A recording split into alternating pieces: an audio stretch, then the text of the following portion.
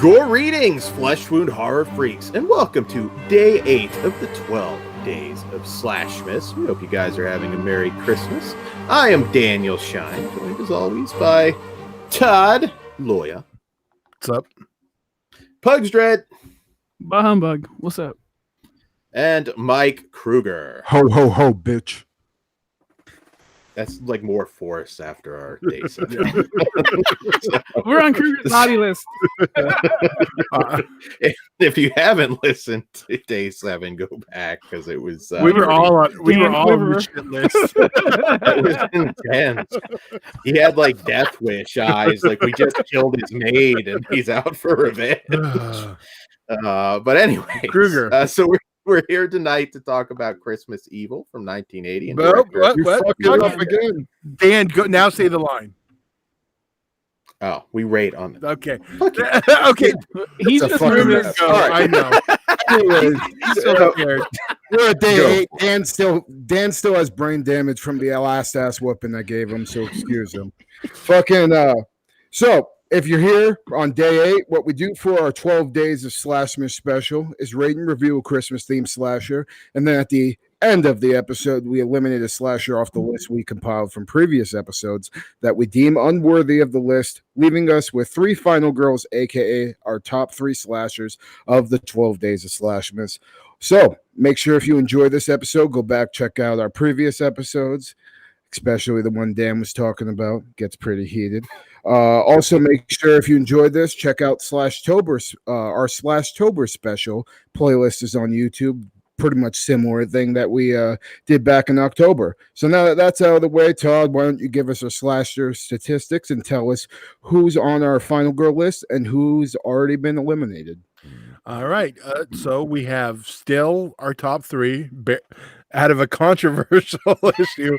We have To All a Good Night, Santa Sleigh, and Jack Frost. Eliminated, we have Cannibal Claus, Secret Santa, Lake Alice, The Dorm That Dripped Blood, Mrs. Claus, Santa Claus, and the Ginger Dead Man. All have been eliminated. And up for elimination today, or up for contention today, we have, Dan already said it, we have Christmas Evil, also known as Better Watch Out. So, Dan, why don't you take it away? Yes. So from 1980, Christmas Evil. I'm still popping from old stuff. I'm sorry. Christmas Evil follows a toy factory worker, mentally scarred as a child upon learning Santa Claus is not real, suffers a nervous breakdown after being belittled at work, and embarks on a Yuletide killing spree. All right. So Kruger, I know this one's near and dear to your heart. What did you think of Christmas Evil? All right, so this movie's a character study, which I love, and it plays out very similar to movies like Maniac and even more recently 2019's The Joker. There's a lot of similarities with those movies. I think The Joker especially channels when Harry and his co-workers, like all those scenes, like it completely reminds me of the way the Joker's character is in his movie. So there's a lot of parallels between the Joker, Maniac, and this that I could see, which is probably why I love this so much. The backstory to why Harry has his obsession with Santa is, I think, fucking extremely well written, and it's also like super sleazy and just fucking great. I think also Harry, you can feel for him, especially when you see all his very childlike ways in his adulthood. He eventually turns into a monster, but you can definitely see why. He was honestly a pretty good-hearted dude that had the troubled past and never dealt with it properly, and got outcast and taken advantage of by mostly everybody that he interacted with in society. So you could see why the breaking point was there. And the story's slow, methodical descent into madness, and then the transformation Harry makes into Santa we get is just fucking so goddamn good. Brandon Maggart, I believe his last name is, that plays Harry, I think gives one of the best performances I've seen in a slasher movie. And to be honest, out of just 80 slashers in general, this movie's pretty goddamn well acted all around. It's very surprising, and much like Maniac, it's got a very good team of competent actors. Also a great lead like Joe Spinell. The eerie soundtrack to this adds a lot to so many scenes. And it's kind of funny because I found out that the original soundtrack had to be completely recomposed. So the soundtrack may have not have ever sounded this way, which I think is awesome because I love the way it is, the way it adds to each scene, especially with Harry's like flashback episodes. And when shit hits the fan, the soundtrack takes a very Psycho-esque turn. And you feel that definitely in a certain kill scene that I'll talk about later. And now that we're on the subject of kills in this movie, the kills in this movie are Christmassy and they're extremely iconic. I'm not going to give anything away, and nobody else should either until we're in spoilers, but because I have plenty to say about them there. But there's definitely one of my favorite kills in any slasher movie ever, and that's a fucking very high praise for me. The conclusion of Christmas Eve or You Better Watch Out can be hit or miss for a lot of people. You either love it or you hate it. I'll explain why once we get past the spoiler wall to why I love it so much. But yeah, and in conclusion, Silent Night, Deadly Night may be considered the king of Christmas slashers, but Christmas Evil is not only my favorite Christmas slasher of all time, it's one of my favorite slashers of all time in general. I only discovered this last year. I actually watched it around the same time I saw The Joker, so it was pretty cool to see those two parallels, and it's probably why I fell in love with it so much, because I love The Joker so much too. I can't recommend this masterpiece enough, though. Every time I watch it, it gets better, and it's just really fucking well done. It's a great goddamn movie. So now that I'm done sucking its dick, Pugs, how did you feel about Christmas Evil?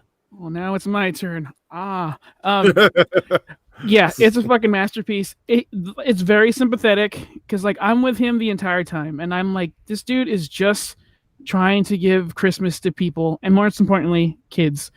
Like, with his background, yeah, you can snap like that. I don't want to give it away too much, but this is a masterpiece. It is one of the best Christmas movies and best slasher movies. If you haven't seen it, I highly recommend you do. ASAP. Silent Night, Deadly Night is still my favorite, but this is right up there.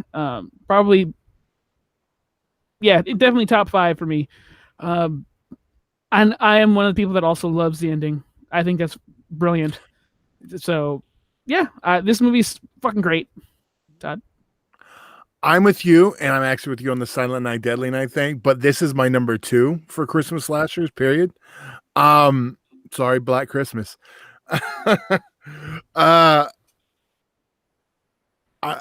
I threw myself off. I do want to say Moss Garcia is my spirit animal. I love that kid.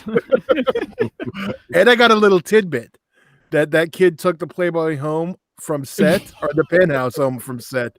So he was like living the character. A method, ma.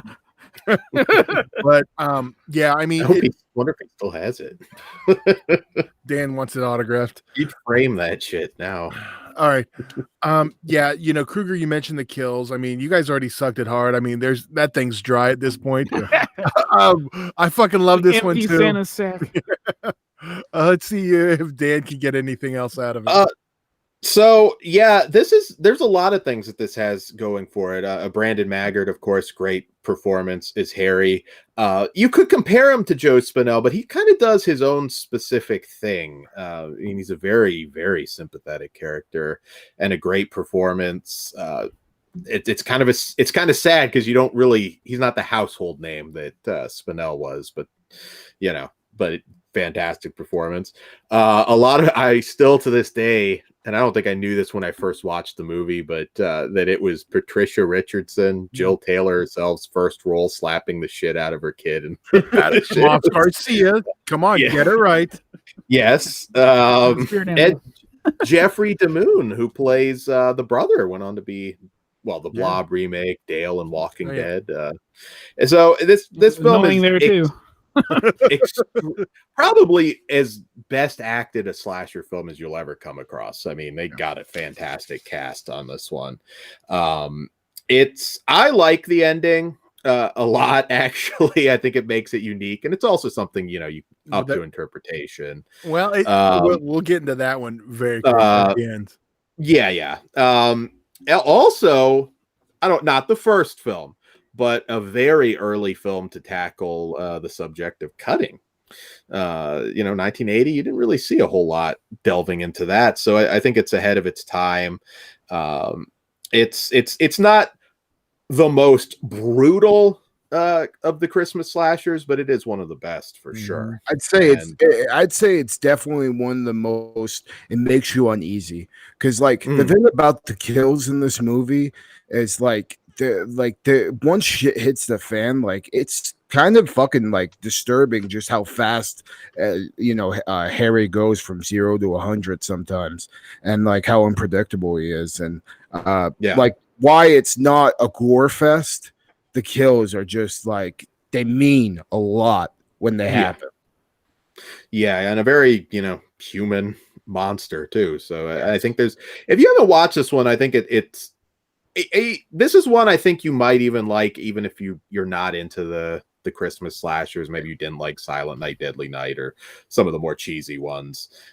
This one is surprisingly good, and you should definitely get the Vinegar Syndrome Blu-ray.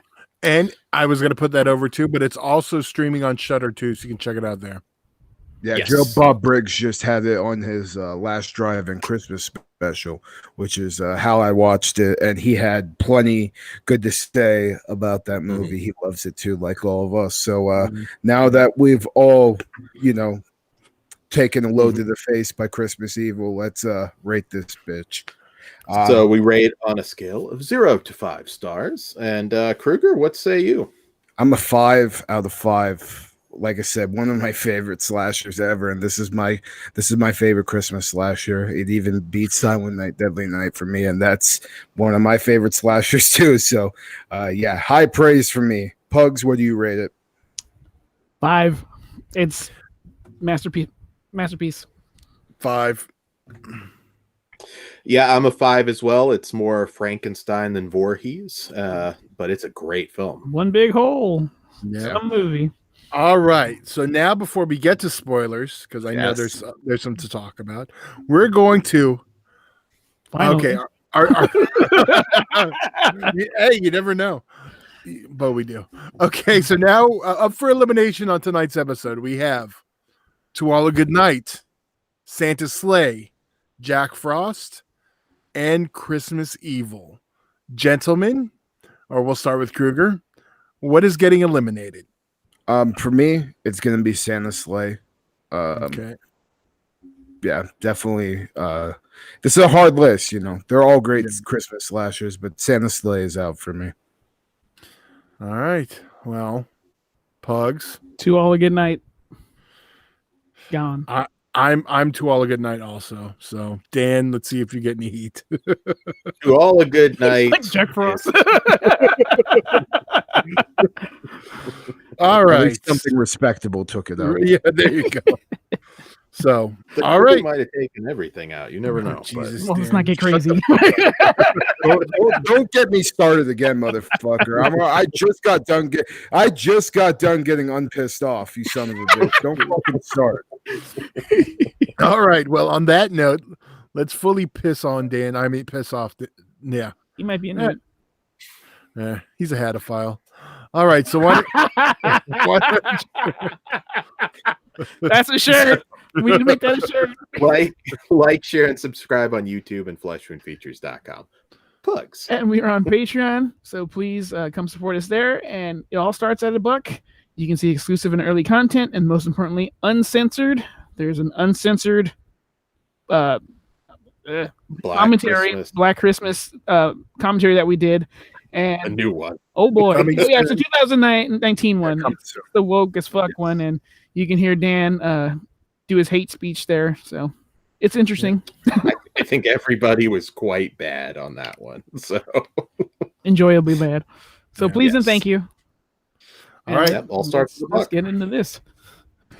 All right, so spoiler time, guys. I know this is an older movie, but not everybody's seen it. So if you do not wish for it to be spoiled, now would be the time to bow out. Okay, let's do it this way, because I'm sure we all have something to say at the ending. Let's Kruger handle your favorite kills. Then we'll just save the ending for the end of the spoilers. Okay. Yeah, that sounds good. All right. So before I get into the favorite kills, though, I was just gonna say the scene where Harry steals all the toys from the factory and brings them to the children's hospital. God damn, dude, that is like heartwarming to even the darkest of hearts, like mine. And like, goddamn, that was I love that part of the movie. That's when I'm totally behind him. You know what I mean? Yeah. But the kills. I didn't think he was doing anything wrong. Yeah. So the iconic scene, Harry kills 3 people at the end of the stairway of the church, is like one of my favorite kills in any slasher ever. The line, "I have something for you," and then proceeding to shove that fucking toy soldier right in that dude's eye, and then just everybody's like, "What the fuck just happened?" And then you look up, Harry's got a fucking hatchet in his hand, and doesn't just take out homeboy that he stabbed in the eye, takes out 2 other motherfuckers like nothing. And just the way the soundtrack hits in it is totally like, it totally reminded me of, when the shower scene from Psycho, like it's just like these weird sounds, and it doesn't, it's not like a actual track. It's just like a bunch of random loud noise that's like scary. And I think that just the how like out of nowhere that kill was the first time I saw it made me never forget it. And like, it's one of my favorite kills, I think, ever. Just the way he shoved it in the eye and you see the eye pop. And I don't know what they did. Like, it doesn't even like look like, the eye, like a normal eye. It kind of looked like mucus came out of the eyeball, and it was just fucking gross. Also, the Christmas tree to the throat, and the way the guy topples on top of his wife, and she wakes up and can't scream. That's my favorite. God, that's so good. And just and then he makes his way out, and fucking the little kids see him, they're smiling, and then the scream finally hits, and you see him book it out of there. Fucking I'd call that a boner killer. Yeah, but it's just that kill is fucking great. And before we get into the ending, the only other thing I'll have to say is that dialogue that Harry gives to his brother over the phone, kind of predicting his own suicide, and just talking about how the world is fucked up place, is fucking way more powerful than shit you usually see in a slasher film. So that's all I got for that doesn't involve the ending. So, all right. Anyone else have anything before we hit the ending? I think the ending pretty much for me. Kruger got it. He got my favorite kill in there, so I'm good. All right. Well, let's talk the ending. I know I always hear it's up for interpretation, but I disagree with that. So I'd like to hear everyone's thoughts. Me too. Okay. So we're both on the same page. Nice. All right. Why? Well, let's start with, why do you guys think it's up for interpretation? Well, I mean, simply put, was it really flying, or was that just his? So you weren't paying attention. What? Yeah, go for it, Kruger. All right. Yeah. Let me go ahead. All right. So, to me, when he's driving and fucking going through the air and stuff, I think that's all in his head. I think that's kind of him, like what he sees right before it crashes to the ground and kills himself. Because like with that dialogue he says right before he meets up with his brother, and his brother ends up assaulting him, choking him out, putting him in the van. Brothers do. Yeah, fucking it sounds like he already knows, like he's gonna kill himself. And I think just that the visual of seeing the actual thing go is like in his head, he's finally became Santa Claus. I think that's what I got out of it. And also maybe even if you wanted to, kind of scratch at the surface a little bit more, maybe that's him hallucinating that he's actually Santa Claus, because his brother kind of, assaulted him, choked him out, and basically proved him right that his brother, kind of was wrong all along. So that I think that those are the two biggest things. But I think Yeah, I think it's basically Harry's twisted perspective in his own head, how he finally became Santa Claus, because the whole movie is him doing Santa shit, and by that point, he's already done everything that Santa does, and other than fly, and now he's flying. I choose to believe he could Well- come back in the second one as a literal Santa. Here's the thing, But and- you're probably right. But he's right, but there's still a big piece he left out, which I was kind of shocked Joe Bob did not mention it because I did watch that too. So many people miss this, and I don't get it. When he goes and drives the van and takes off, you can literally hear it crash. Everything past the crash noise is all in his head. It's like the interpretation. You hear the that he dies. So That's what I got from it. Yeah. I never even considered like he actually flew, like Santa came down and saved us. Like, but- the fuck?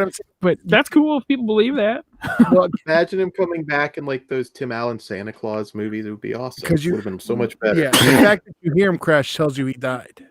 Yeah, and that's what I no. And now that you said that, Todd, I can't believe I left that out. Fucking like that's why I think it's way more clever than people give it credit for. Because I think everybody thinks, oh, that's the dumbest fucking get ending mad. ever.